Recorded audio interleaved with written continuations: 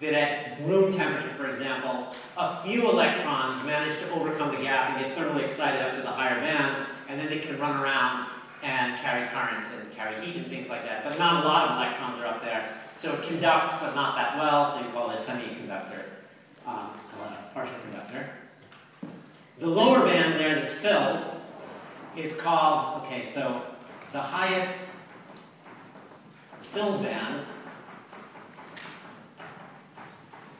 is called the valence band.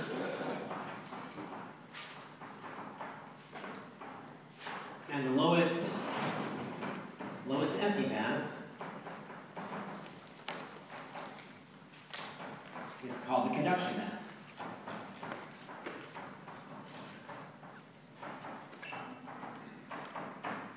Just nomenclature. Okay. Now, here. We also can have situations where, say, suppose we have an odd number of electrons per unit cell. In which case, since each band can hold two, so was it clear why we fill the band entirely? If there's an even number of electrons, so I can write that down. Yeah, that's clear. Okay, sorry. Okay, so if there's an odd number of electrons per unit cell, then we have just enough electrons to half fill a band. So for example, I don't know, let's suppose we have, I don't know, a band that looks like this, maybe another band that looks like this, and another band that looks like this within the Brown zone. Suppose there's 3 electrons per unit cell, then the lowest band would be completely filled, and the second band would be half filled. And you could, you can write the Fermi energy here, EF, there, and this thing has a Fermi surface, this energy. You can make low energy excitations above that Fermi surface, and this thing is a metal. Because arbitrarily small energy excitations can be made, those excitations can be made by thermal energy, they can be made by applying an electric field, the electrons can rearrange themselves to carry current. In this case over here, the Fermi energy, or the chemical potential, lies in the gap, and there's no electrons near the chemical potential here. There are electrons right at the chemical, well, it's called this, T equals 0, Fermi energy equals the chemical potential, T equals 0. So there are lots of electrons near the chemical potential, so they can jump over it with only a little bit of thermal energy. And this behavior is actually quite typical for materials that have odd number of electrons per unit cell. Things like sodium, potassium have 1 electron per atom. But you can also have a metal when you have an even number of electrons per unit cell. And the way that can happen is, suppose I have a band structure that looks kind of like this. Here's the lowest band, here's the next band, where the bands actually overlap in energy. And suppose I have 2 electrons per unit cell. 2 electrons per unit cell. With 2 electrons per unit cell, I should have just enough electrons to fill the lowest band. So I could do that. I could fill the lowest band entirely with electrons. But in fact, it would be better, it would be lower total energy if I filled some of the lowest band, left some of the lowest band empty, and filled some of the next lowest band. So in this case, you could have, this way, with overlapping bands,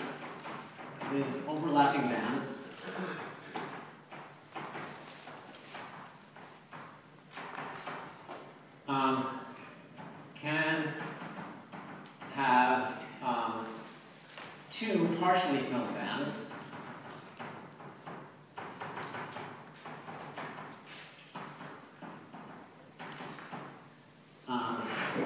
Instead of 1 filled band, if the number of electrons per unit cell is even. Okay. And actually, this, although it seems like a kind of strange thing to happen in this one-dimensional picture, it's actually quite common to happen. And the way to understand this is to think back, well, one way to understand this is to think back in terms of the tight binding picture. We had this picture we drew a while back in terms for the tight binding picture, where we plotted energy of the band as a function of the lattice spacing. So lattice spacing increasing this way. The hopping between atoms increases this way, increases.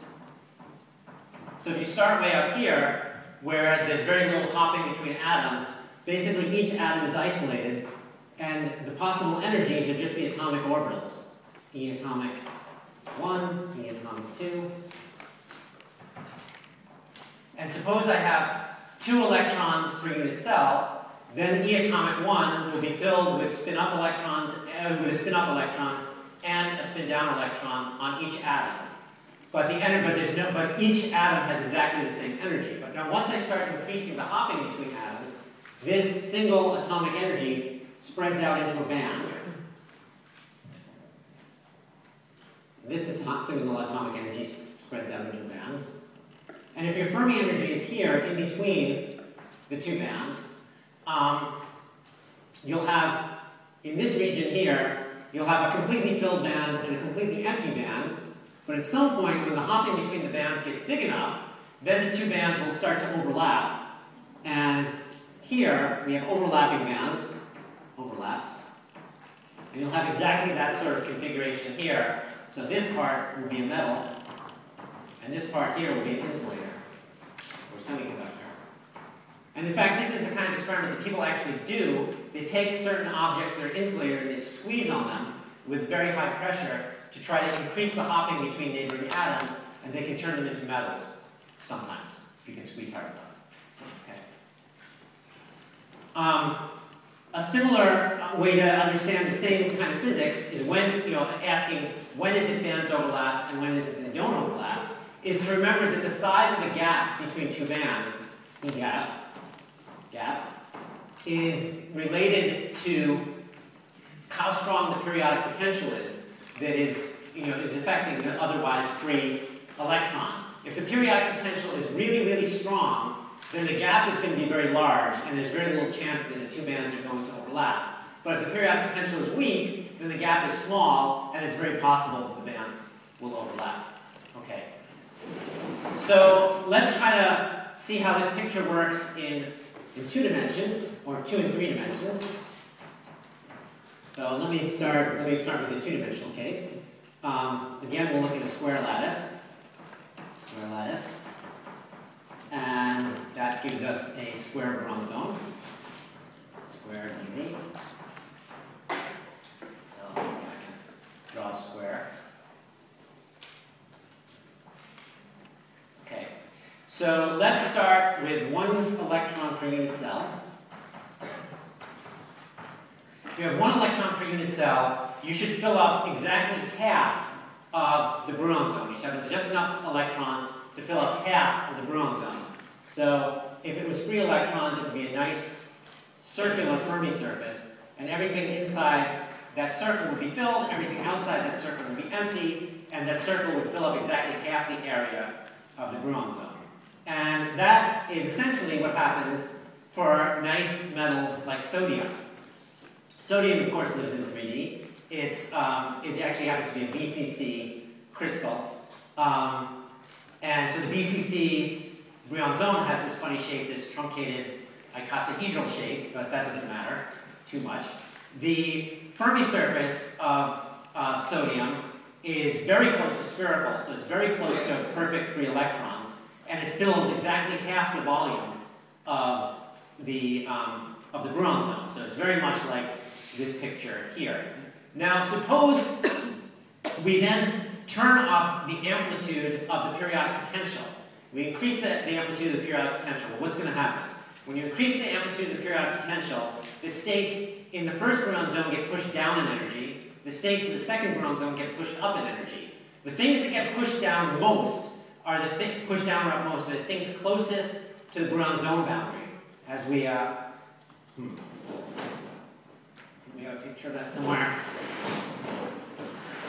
Yeah. Things closest to the Brouillon zone boundary get pushed the most. So what will happen is the shape of this Fermi surface will deform in order to fill the states that are now the lowest energy. So now it's not perfectly a circle anymore, but the things that have gotten closer to the Brillouin zone boundary, things like here, are now lower energy. So the Fermi surface sort of deforms a little bit to try to fill the things that are lower energy, and then the things that are farther from the Brillouin zone boundary are higher energy. So the Fermi surface deforms in to try to empty those states, and you get something that kind of looks like this. That's not a very good depiction, so I'll give you this depiction instead. So this is more or less what happens, that the Brillouin zone boundary gets sort of pulled towards, the Fermi surface gets pulled towards the Brillouin zone boundary where it's close. And this is exactly what happens in lithium. Lithium is just like sodium. Lithium is just, what? Oh my gosh. Oh my gosh, no. Come back, wait. Thank you. Did I not show you sodium either? Oh my gosh.